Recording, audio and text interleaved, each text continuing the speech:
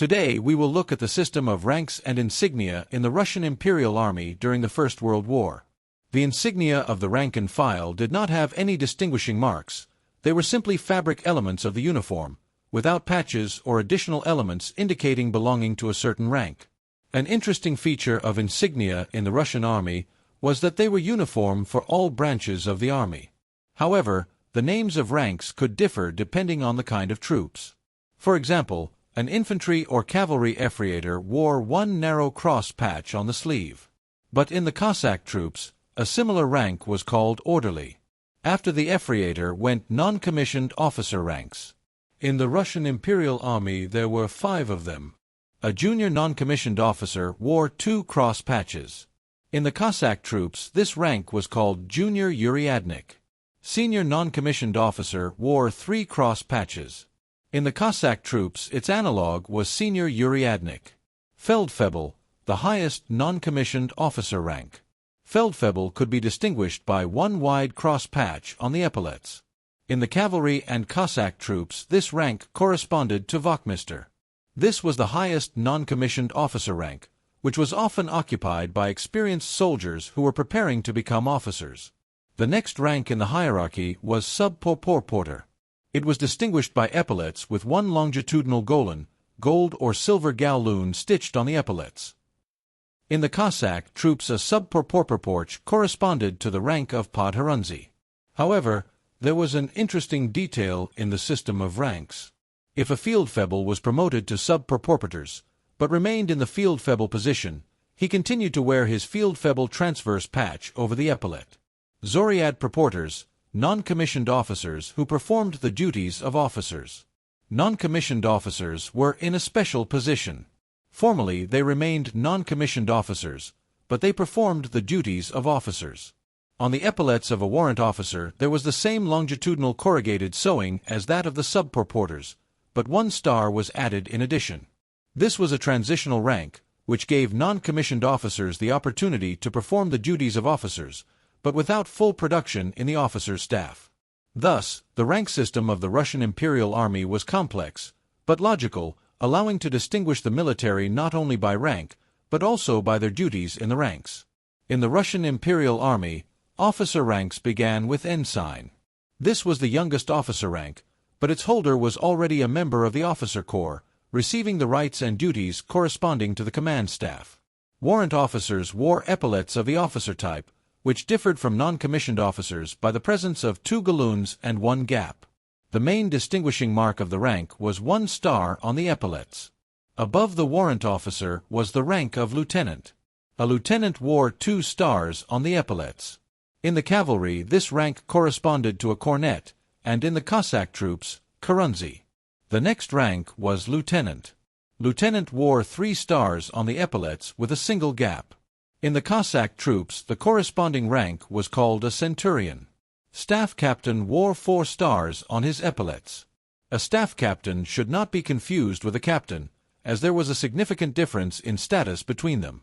Later, in the Soviet Army, captains wore exactly the same epaulets as staff captains in the Russian Empire, which sometimes leads to confusion. A captain in the Imperial Army was a rank above staff captain and wore epaulets without stars, but with 2 galloons.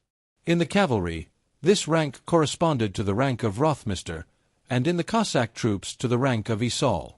It is interesting that the rank of major in the Russian Imperial Army was abolished in 1884 and was never restored.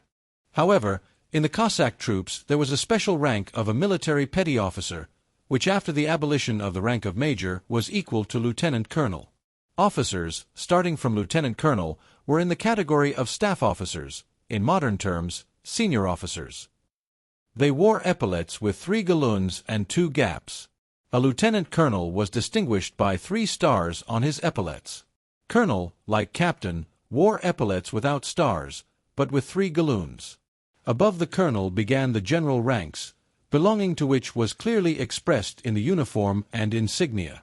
Major general wore 2 stars on the epaulets of the general type. Lieutenant general of the Russian Imperial Army wore 3 stars on the general's epaulets.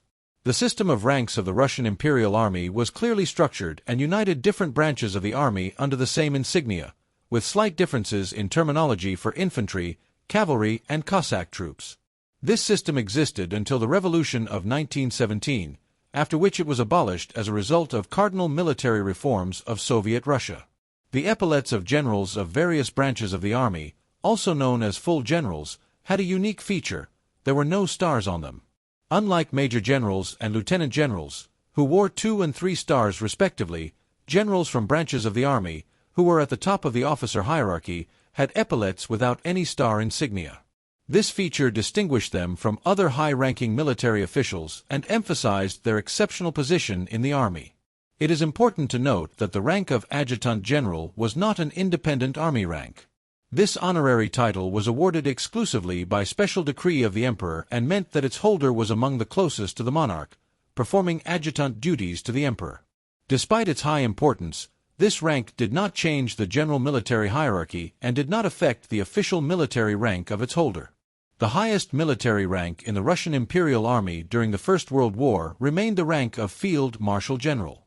This rank had existed since the time of Peter the Great and was intended only for outstanding commanders who showed outstanding merit in the management of the army and won decisive victories on the battlefield. However, during World War I, no military commander ever received this title. The last person who was officially awarded the title of Field Marshal General in the Russian Empire was Dmitry Alexeyevich Miliutin. This legendary military figure and reformer of the Russian army died in 1912, 2 years before the outbreak of the World War. Thus, the structure of general ranks in the Russian Imperial Army was strictly hierarchical. Major General, 2 stars on the general's epaulets. Lieutenant General, 3 stars. Generals of branches of troops, General of Infantry, General of Cavalry, General of Artillery, etc., epaulets without stars.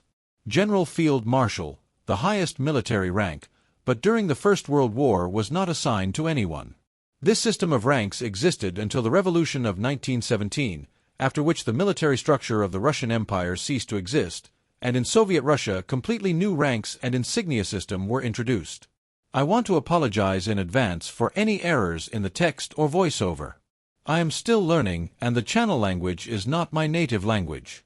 The voiceovers are done by artificial intelligence, so if you notice any inaccuracies, please let me know so I can fix them and improve the quality of the content. I'd also welcome your feedback and thoughts on the topic.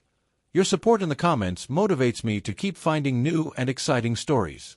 Thank you for your understanding and participation. Don't forget to subscribe to the channel and click the bell so you don't miss new stories.